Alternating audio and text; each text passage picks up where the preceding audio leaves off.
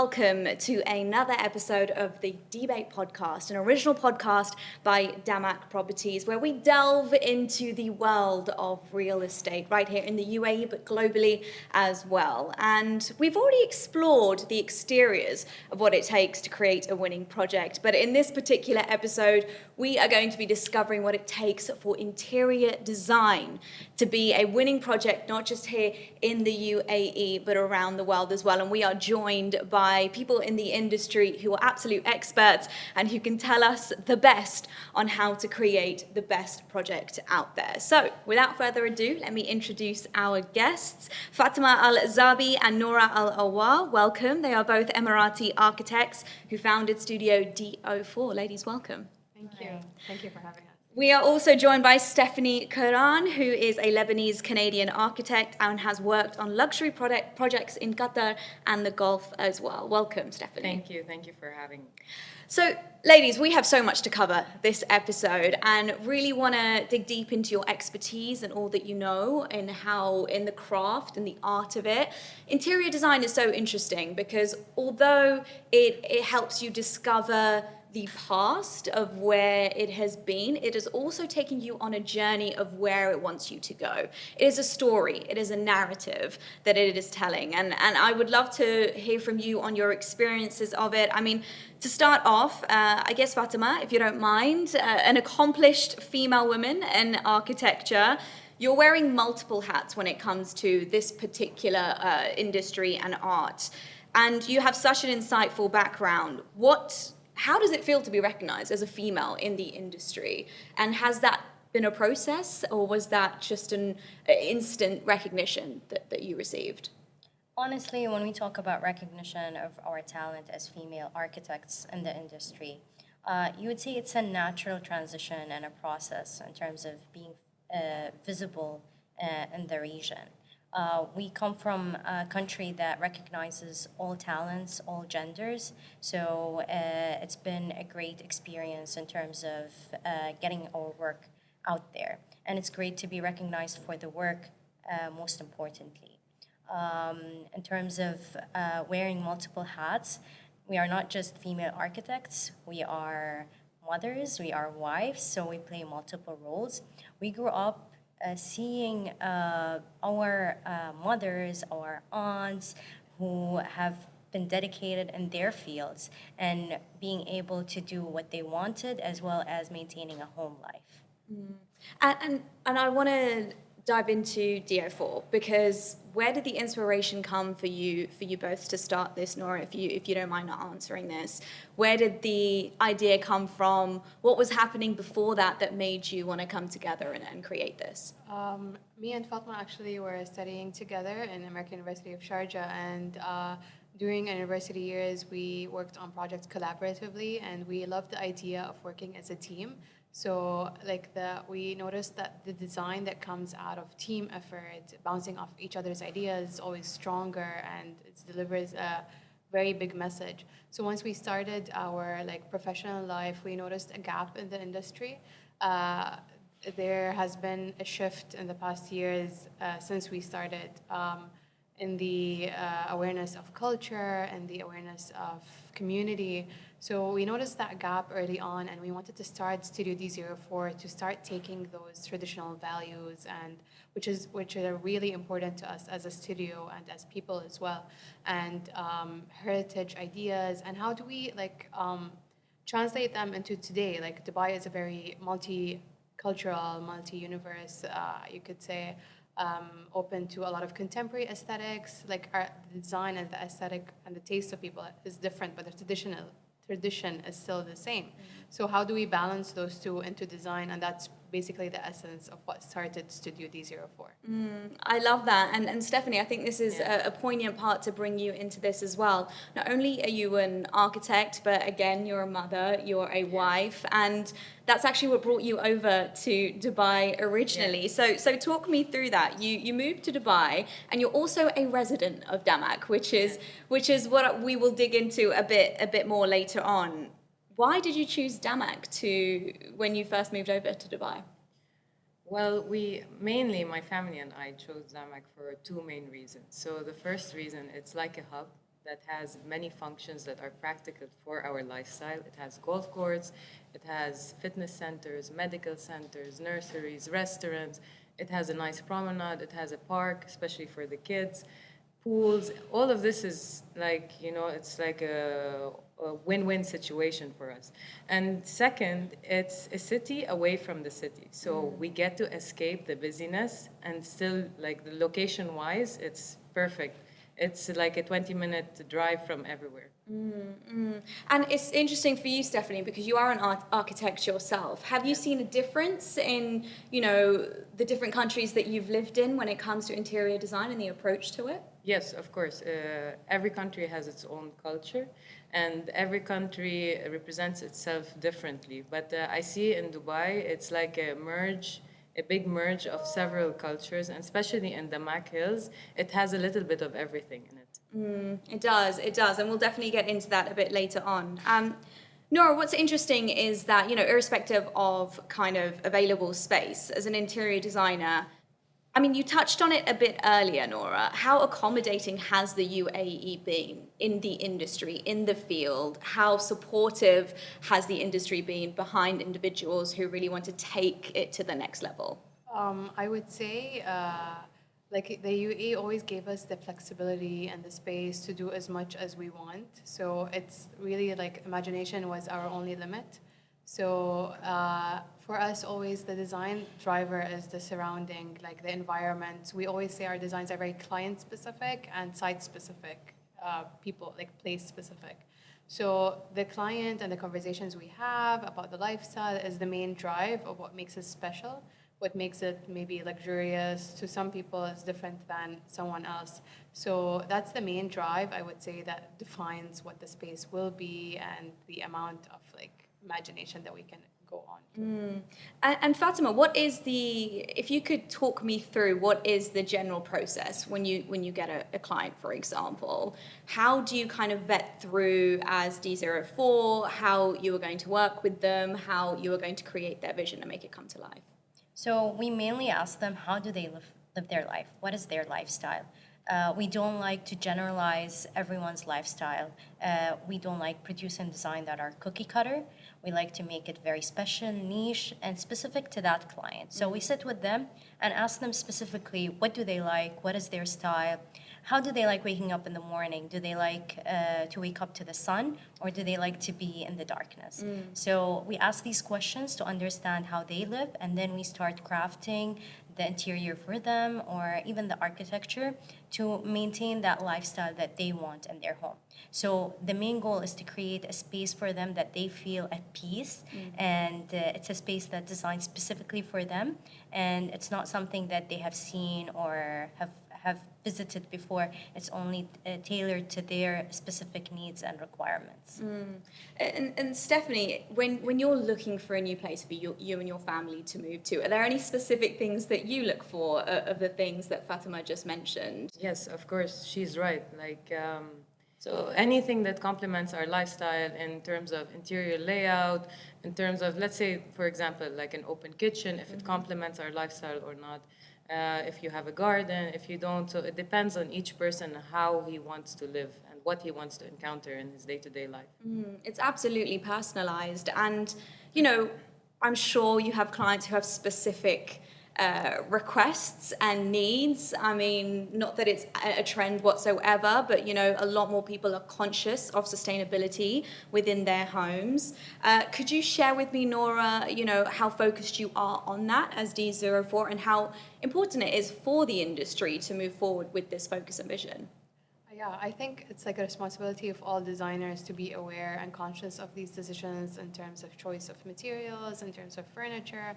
And in our perspective, we see it in like, how do we support the community? We have a lot of like in-house designers that do the crafting and the designing here, and it's in terms of the quality, it's as good as the things we get from outside. So we like to shed light always on these designers. Not only does it add value in terms of sustainability, but it also adds value to the project itself, because we are always about culture and heritage, and a lot of designers are like attacking that in like very creative ways. So we like to feature their pieces in our spaces a lot.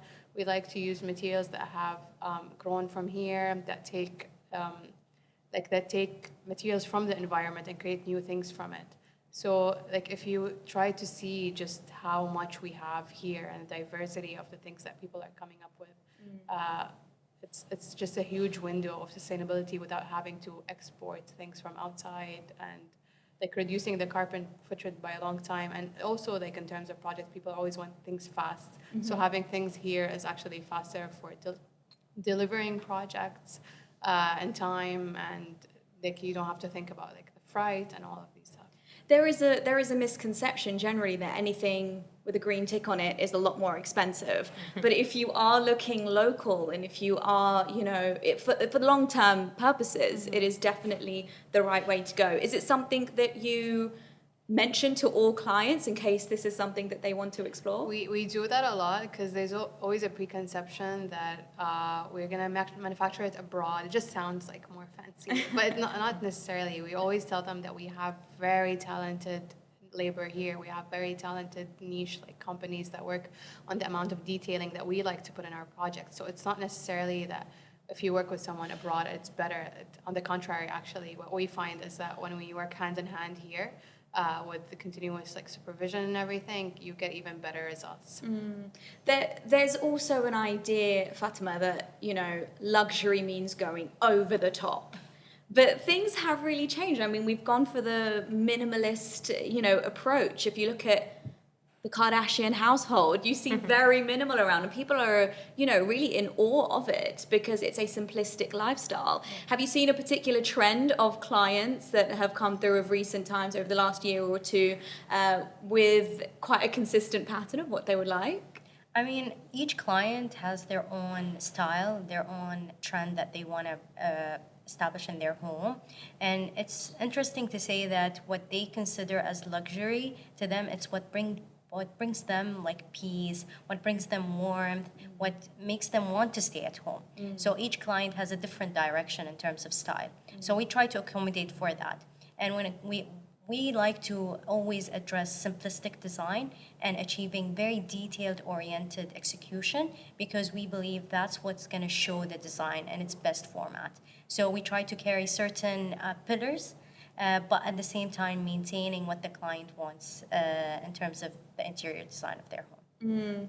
And speaking of personalizing, Stephanie, as someone who did move to DAMAC Hills, tell me, how do you personalize a space? What is your approach when it comes to creating a warm family environment?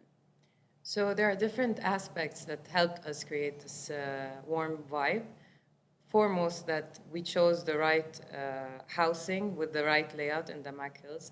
Second most, we started deciding what direction we want in interior design, what is the color palette that we're looking for every day, because colors make you feel calm, like unconsciously you absorb it in your everyday life. And then we went on with the furniture, with the materials that we'd like to see.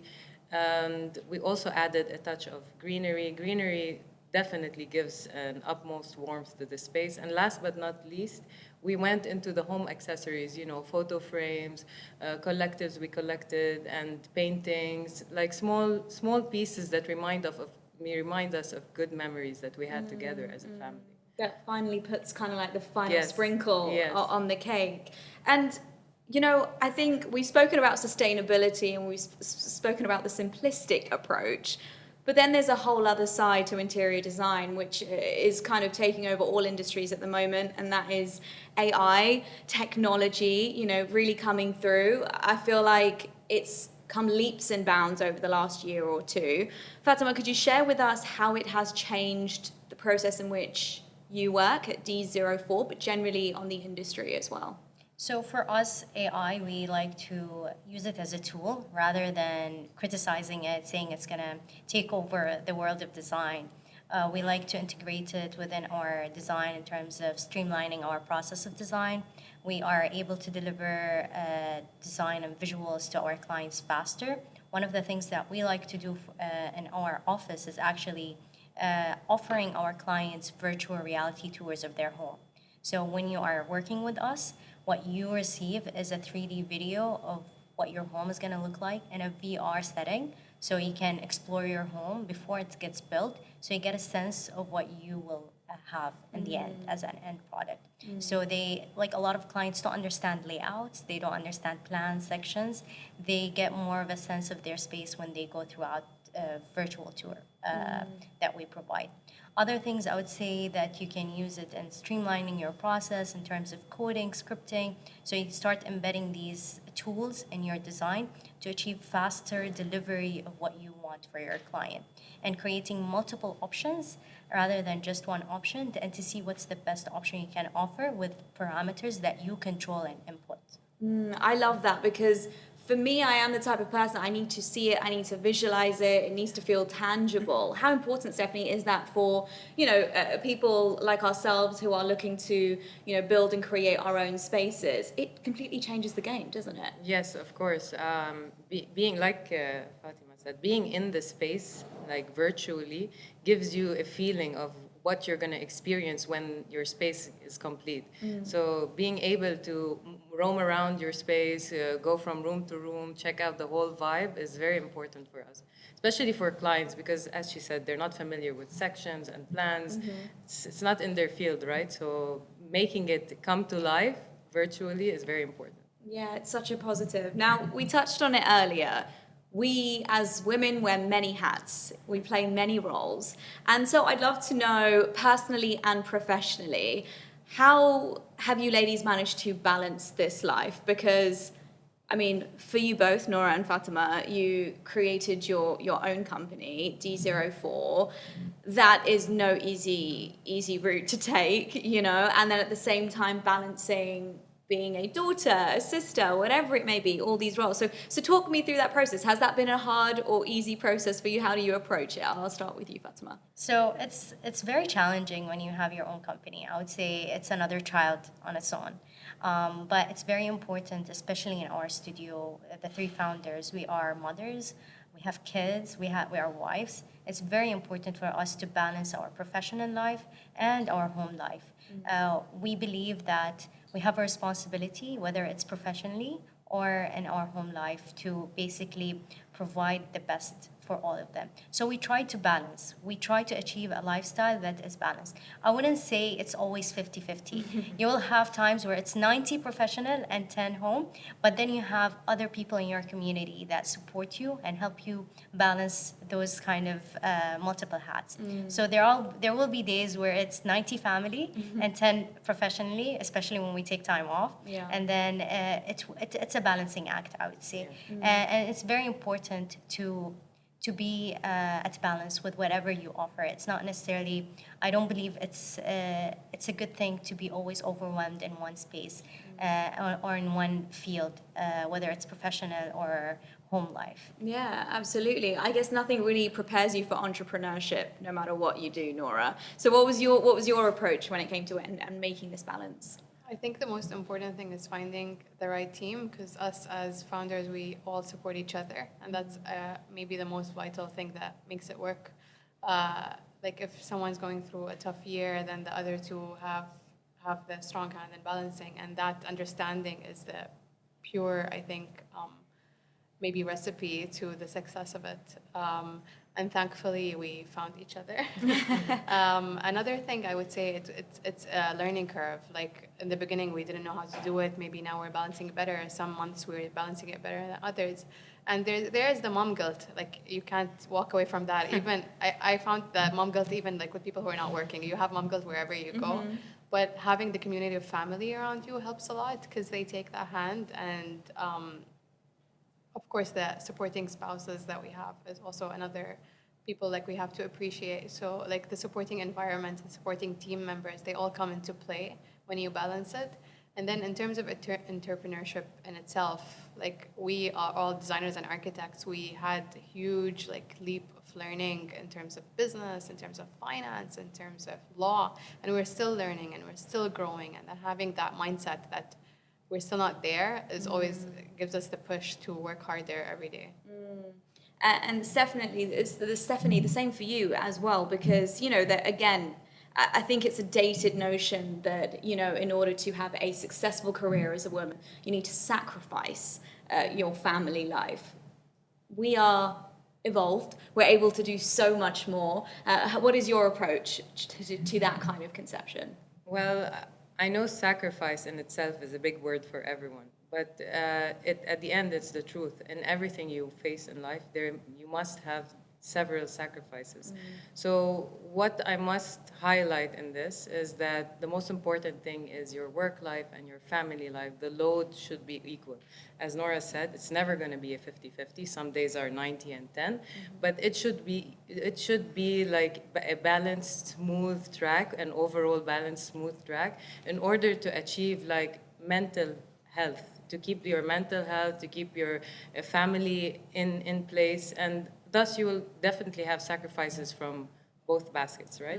Absolutely. And you know, I think what's great is that you're all role models of the industry, and you used to be in a position of where, am I doing the right thing? Is this really what I want to do? So for any listening right now who are young, aspiring architects, interior designers, what advice would you give them, Nora? I think to always keep trying and have confidence with what you do and with your work, and that will push you harder, and it will evidently show everyone that you can do it. Like just believing in yourself, I would say. And that feeling just maybe never goes away, but it's like there's a voice in the back of your head that makes you work harder. It's not necessarily a bad thing. It gives you the drive. Yeah. Yeah. Fatima, for you? For me, it's if you have the passion, you go for it, basically, and you try your best to be good in what you think makes you special. Whether it's interior design, architecture, art, you just have to find what makes you special and just go for it. And surrounding yourself with a community that supports you, whether it's your business partner, whether it's your family that supports you, or even colleagues, or even a country that gives you opportunities to showcase your talent. Absolutely, I love that. And Stephanie, lastly, for you? Lastly, I would add to what they said, I would add that life is not like a book. It's not ABC. You have bad days, you have good days. As long as you know who you are and you believe in your talent, you're going to succeed. Some days you just have to wing it. Some days you have to go with the book. Absolutely. Well, look, I want to just end on a quick rapid fire round. We'll get re-energized before the end of the episode. So I will go one by one. So the first one is luxury in architecture is. Finish the sentence, Nora. In the details. In the details. Luxury in architecture is, Fatima. She stole my answer. We have the same vision. It's balance. Balance. Luxury in architecture is, definitely. In the materials. In the materials. A must for every home. I would say a gathering space, whether it's like outdoor or the living space, is like the heart of the home. Fatima? For me, it's the kitchen. That's where the magic happens. Yeah, absolutely. So you're a cook. Yes, both of us are. Lovely. We love cooking. I'm glad someone around this table is. Stephanie, a must for every home. I was going to say the kitchen. I'm also going to say the outdoor space, the promenade that takes you to the house, and definitely love. Love, absolutely. And lastly, I think I already know the answer to this, but I'm going to ask you anyway. Is work-life balance a myth or a reality? Some days it's a myth, sometimes it's true. We try. Yeah, we do try. Fatima? It's a work in progress. Stephanie? Definitely a work in progress. Ladies, it's been a pleasure. Thank you so Thank much you. for your time, for sharing your expertise. I hope you've enjoyed the episode. So thank you. Thank you for so much. having Thank us. you for having us. We hope you've enjoyed this episode of the Debate podcast, an original podcast by DAMAC Properties. We have many more coming your way as we delve deeper into the real estate sector.